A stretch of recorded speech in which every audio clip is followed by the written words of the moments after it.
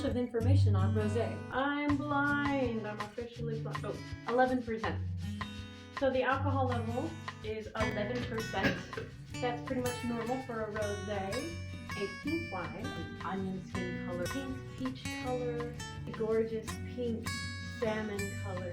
If you're tasting rosé wine and you notice the color is possibly copper or brassy orange, that might be an indication of too much oxygen having touched the juice throughout its time of maceration and maturation, and when it should have been in barrels closed to oxygen, it might have gotten too much oxygen. Of course, you're going to get oxygen through a barrel naturally, but in tiny bits. Rosé is one of the wines that don't necessarily benefit from age. It doesn't gain anything good from aging, the way a red does, and even the way like a white does. Fun fact about rosé: a lot of people think that rosé is made with the blending of red and white wine, which is actually kind of gross and just gives me the irks. Like, it wouldn't sound appealing to me at all. It's like two finished products and then mixing them together. It doesn't get done.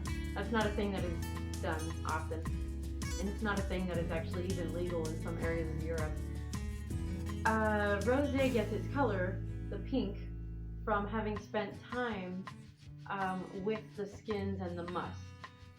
So a red wine gets its color from the skins and the stems, and the juice is like sitting with the gunk from the skins and everything for a very long time. So the juice gets this long-lasting pigment.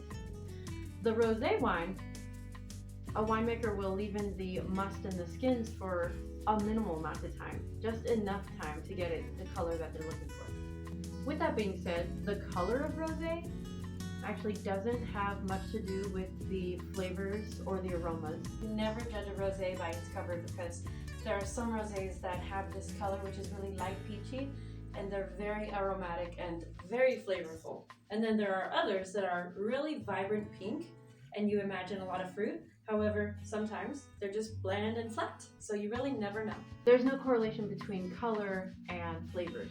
I get this sort of metallic note, like metal, a little bit, and that could be from the tools that the winemaker used, or if it were aged in like steel vats.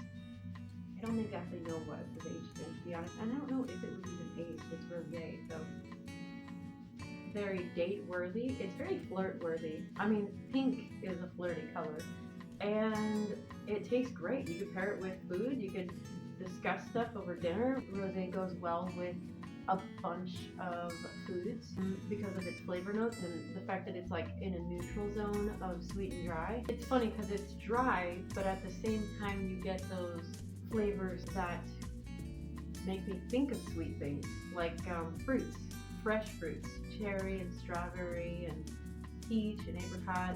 You could easily pair it with fish, tilapia, light meat things. I wouldn't pair it with steak. If any meat, it would be something light. Chicken and turkey, and especially fish, salmon, it would go great.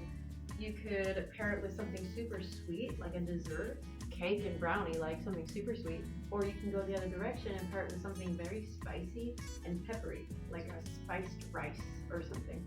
It would go great with greens, very leafy stuff like salads. It's almost vegetal tasting, but not quite. I think it would really balance out a good green meal. Some finger foods, dip and chips and a charcuterie plate. It would go great with some of those seasonings. It would go great with something peppery, like crackers, but it would go great with some dried bread. Like, it just seems like it would go great with some crumbly bread. Cheers. Thank you so much for joining me. My name is Azurlila. I will see you next time.